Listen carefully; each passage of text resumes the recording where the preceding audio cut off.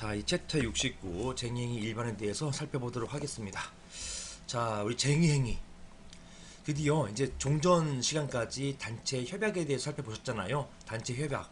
단체 협약은 어떤 노동조합이 단결권에 기해서 뭉쳐서 단체 교섭을 통해서 이루어낸 어떤 업적 효과거든요.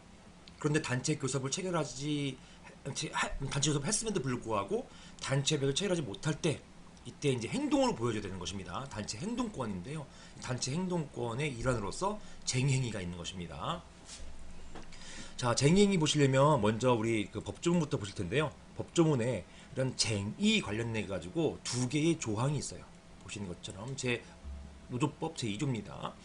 2조에 보면 5호, 6호에 노동쟁의, 쟁의행위 이렇게 이런 것이 있습니다. 자, 5호 보시면 노동쟁의 우리가 배우는 건 쟁의행위예요. 따라서 우리가 쟁의행위를 이해하기 위해서 그 구별 개념인 노동쟁의를 배우는 것입니다. 자, 노동쟁의는 뭐냐? 노동조합과 사용자 또는 사용자 단체 간의 임금, 근로시간, 복지, 해고, 기타 대우 등 근로조건 결정에 관한 주장 불일치, 그 다음에 이로 인해 발생한 분쟁 상태. 자, 결론이 뭐예요? 상태예요, 상태. 쟁의행위 보세요, 쟁의행위. 쟁의행위는 파업, 태업, 직장 폐쇄, 기타 노동관계 당사자가 그 주장 관철한 목적으로 행하는 행위의 행위. 그 다음에 이에 대항하는 행위로서 업무의 정상적인 운영을 저해하는 행위를 말하는 것입니다. 즉 노동쟁의는 상태, 쟁의행위는 행위 이렇게 표현하고 있습니다. 특히나 이런 주장의 불일치가 뭐냐? 이런 것은 당사자 간의 합의를 위한 노력을 계속하여도 더 이상 자주적 교섭에 의한 합의 여지가 없는 경우를 말하게 되는 것입니다. 이런 노동쟁의 상태에서 쟁의행위가 나오게 되는 것이지요. 이렇게 이해하시면 되겠습니다. 자, 쟁의행위 일반 보시면 이걸 빼고 의 보시면 방금 읽었어요. 파업, 태업, 직장 폐쇄 등 노동관계 당사자가 그 주장 관철한 목적으로 이게 중요합니다. 업무의 정상적 운영을 저해하는 행위를 말하는 것입니다. 업무의 정상적인 운영을 저해해야만 그것이 뭐다? 쟁의행위라는 것이에요. 그럼 업무의 정상적 운영을 저해하지 않으면요. 어떤 집단 행동을 보인다 하더라도 이런 운영을 저해하지 않으면 이건 쟁의행위는 아니에요. 그래서 이게 경계가 되게 모호한 부분이 하나 있습니다. 이게 이제 준법투쟁이에요. 준법투쟁은 법을 철저히 잘 지키는 거거든요. 법을 잘 지키는데 왜 업무를 저해하게 돼요? 원래 그게 안 됐는데 그럼에도 불구하고 준법투쟁, 준법을 잘 지키면에도 불구하고 업무를 저해하는 경우가 있더란 말입니다. 그래서 이게 준법투쟁과 쟁의행위 쟁점이 여기서 나오게 되는 것입니다. 나중에 배웁니다. 구별 개념으로서 노동쟁의 봤으니까 패스. 자, 단체 행동. 제가 아까 설명하면서 잠깐 언급은 했어요. 어떤 단체 행동, 으쌰으쌰 하는 것 중에서 이런 행동들 중에서 업무를 저해하는 업무 정상성을 저해하는 이런 행위를 쟁의행위라는 거잖아요. 그러니까 단체 행동이 더 넓은 개념이에요. 쟁의행위가 더 넓은 개념이에요. 그렇죠. 단체 행동이 쟁의행위보다 넓은 개념에 해당된다라는 것입니다. 단체 행동은 반드시 업무의 정상적 운영을 저해를 수반하지 않는다는 점에서 쟁의행위보다 넓은 개념이다라는 것입니다. 자, 쟁의행위 정당성 판단 기준은요. 여러분께서 이제 쟁의행위 관련된 부분은 우리 이제 법조문 보셔야 되는데요. 법조문 보시는 것처럼 32조 단체협약 봤었죠. 그 다음에 단체협약 끝난과 동시에 제4장 쟁의행위가 나옵니다. 쟁의행위. 자, 37조 보시면 쟁의행위 기본 원칙이라는 게 나와요. 쟁의행위는 목적, 방법, 절차에 있어서 법령 기타 사유질서 위반해서는 안 된다. 즉 목적, 방법, 절차. 이게 법령 그리고 질서 위반 안 된다라는 것입니다. 그리고 조합원은 노동조합에 의해서 주도되지 않은 쟁의행위 안 된다라는 것이 되겠습니다. 자, 보시는 것처럼 이게 정당성 요건이었어요. 자, 정당성 판단 기준인데 주체, 그 다음에 우리 봤었죠. 목적, 우리 주체, 그 다음에 여기는 법조문에는 주체가 아니라 목적, 방법, 절차가 있잖아요. 이걸 저는 어떻게 봤냐면 제뿐만 아니라 일반적으로 나오는 그 얘기입니다. 먼저 첫 번째 주체가 정당해야 되는 것이고, 그 다음에 목적, 그 다음에 절차, 그 다음에 수단, 방법 이것이 정당해야 된다. 그래서 이것을 쟁행위 정당성 판단 기준이라 합니다. 저는 이것을 주목절단이라고 암기했습니다. 주목절단이다. 즉 주체, 쟁의할 수 있는 당사자는 근로자 측에서 노동조합이다. 사용자 측에서 사용자 또는 사용자 단체를 말하는 것이다. 이것입니다. 따라서 근로자 개인, 쟁의 일시적 쟁의단 이런 단체 이분들 이런 개인들은 노조가 아니기 때문에 따라서 정당한 주체가 될 수 없다라는 것입니다. 목적은요. 항상 임금, 근로시간, 복리후생, 해고, 기타 대우 등 근로조건 유지 또는 개선이 목적이어야 한다는 것입니다. 이런 목적을 관철하기 위해 사용하는 것이 아니라 순수한 동정파업이나 정치파업, 순수한이라 한다는 것은 오로지 이런 어떤 연대하기 위해서, 동정이라는 것은 옆 회사와 연대하기 위해서, 우리 회사는 잘하고 있는데 옆 회사 연대하기 위해서 우리 옆에서 내 친구 건드렸어? 나도 파업 이렇게 한다는 얘기예요.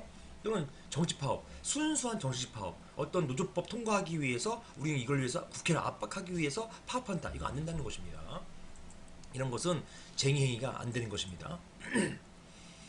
자, 뭐 이런 동정파업, 정치파업은 따로 배울 것입니다. 절차는요.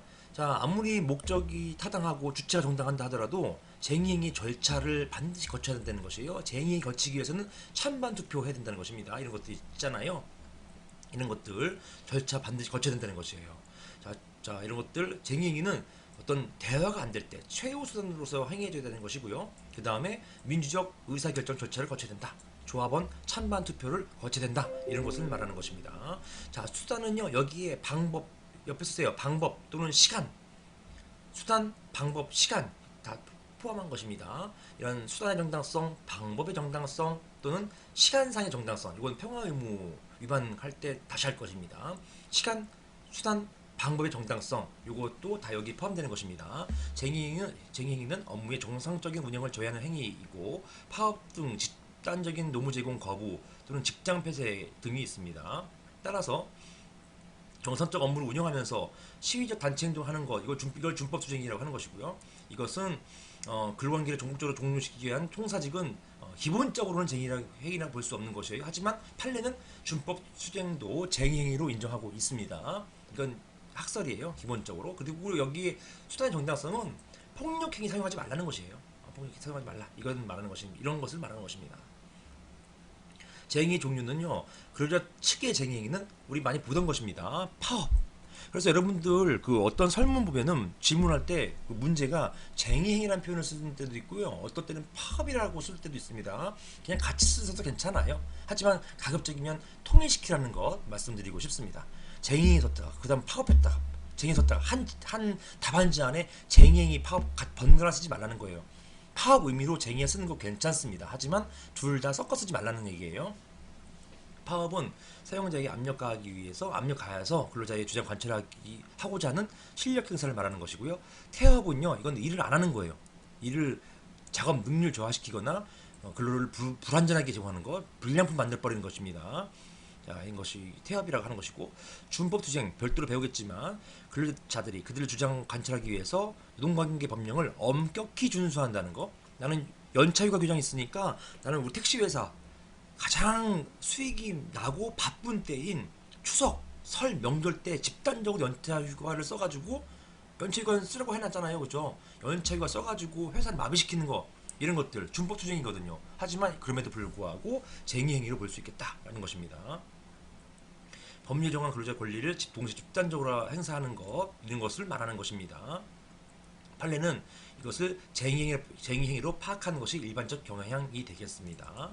자, 보이콧. 이게 이제 사례형으로 가끔 나오는 경우가 있어요. 보이콧은 사용자 또는 그와 거래관계 있는 제3자의 상품 구입과 기타 시설 이용을 거절한다든가 사용자 또는 그와 거래관계가 있는 제3자와의 근로관계 체결을 거절할 것을 호소하는 것, 이걸 말하는 것입니다.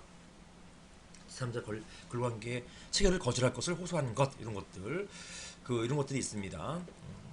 뭐 정확하진 않지만 비슷한 예로서 예전에 뭐 어떤 군인이 이제 군부대가 있는 마을에서 뭐 집단 폭행을 당해가지고 이제 억울한 사정이 생겼어요. 그러니까 그 부대장이 그 전 부대에다가 그 곳에 있는 그 지역에 있는 음식점 다 사용하지 마. 자, 이용 거절하게끔 명령을 내립니다. 그래가지고 모든 군인들이 다 보통은 거기 내려서 또는 그 휴가 가기 전에 다 그 거기 있는 음식점들 이용하고 먹을 거 먹고 또 숙박도 하고 이랬었거든요. 근데 그것들을 다 못하게 하고 또 거기 그런 부대장의 명예 이제 복종하고 그러다 보니까 그 지역 경제가 폭삭 망하게 생겼습니다. 폭삭 망하게 생기니까 직접 이제 그런 당사자 처벌하고 그 다음에 거기에 있는 그뭐 군수, 뭐 면수, 뭐 면장 이런 분들이 다 부대 찾아와가지고 사죄하고 이런 일들이 있었다고 합니다. 홍천인가 그랬던 것 같아요. 하여튼 어떤 군부대 일이었는데 작년인가 뉴스에서 한번 봤던 것 같습니다. 그런 이야기 비슷한 거잖아요. 이용 거절함으로써 그 마을을 보이콧하는 거예요. 이럴 때 이제 보이콧이라는 말을 쓰는 것입니다. 피켓팅, 요것도 사례용으로 가끔 나와요. 피켓팅은 노무를 제공하려는 근로자에게 파업에 동참할 것을 호소 설득하면서 자, 사업장으로의 진입을 저지하는 것, 즉 피켓만 들고 있는 게 피켓팅이 아니에요. 진입을 저지하는 행위, 이것도 피켓팅이라 하는 것입니다. 그러니까 피켓팅은 범위가 넓어요. 그리고 대체 근로자 또는 사용자와 거래관계에 있는 자가 사업장 출입하지 못하도록 견제하는 행위, 그 다음에 파업에 협력해 줄 것을 호소 설득하는 행위, 그러니까 피켓 들고 호소 설득하는 것, 요것만을 이제 여러분들은 이제 피켓팅이라 보시는 경우가 있는데요. 그것이 아닙니다. 굉장히 넓습니다. 진입 저지하는 것 다 피켓팅이에요. 그래서 스크럼 짜는 행위, 요것도 피켓팅입니다. 피켓 시위하는 것뿐만 아니라 스크럼 짜서 저지하는 행위 모두 피켓팅의 일종이라고 보고 있습니다. 직장 점거, 이건 그야말로 직장을 점거하는 것이죠. 점거해서 업무 못 보게 하는 것을 말하는 것이고, 직장 점거 정당성에 대해서는 다시 이제 배우시게 될 것입니다. 자, 이러한 쟁의 행위는요, 사용자만 있는 게 아니에요. 아니, 죄송합니다. 노조만 있는 게 아니에요. 사용자도 쟁의 행위를 할 수 있습니다. 이것이 바로 직장 폐쇄가 되겠습니다. 적법한 사용자의 쟁의인으로서 직장 폐쇄가 있는데요. 이런 직장 폐쇄를 법이 인증해주고 있다고 해가지고 사용자가 이걸 남발하면 안 되잖아요. 따라서 법과 판례는 이런 직장 폐쇄의 정당성에 대해서 굉장히 엄격하게 다루려고 하고 있고요. 이런 직장 폐쇄의 정당성에 대해서 최근에 판례가 계속 나오고 있습니다. 이런 직장 폐쇄 정당성인 대항성과 방어성 이 요건을 굉장히 엄격하게 판단하고 다루고 있는 거, 이게 최신 판례의 태도다. 이거 여러분께서 알고 가셔야 되겠습니다. 이후에 상세히 배울 것입니다. 직장 폐쇄는 집단적 분쟁이 있어서 사용자 그의 주장을 관철하기 위해서 일정한 산업 또는 사업체 내의 다수 근로자를 취업 상태로부터 조직적 봉쇄하는 것을 말하는 것입니다. 여기에 대해서 상세히 이후에 배우겠습니다. 자, 노조의 쟁의에 대한 방어적인 목적을 벗어나서 방어성, 이런 대항성, 방어성이 이제 직장 폐쇄 정당성 요건이거든요. 이런 방어적인 목적을 벗어나서 적극적으로 참가인의 조직력을 약화시키기 위한 목적 등을 갖는 선제적 공격적 직장 폐쇄는 정당성이 없게 되는 것입니다. 자, 여기까지 보겠습니다.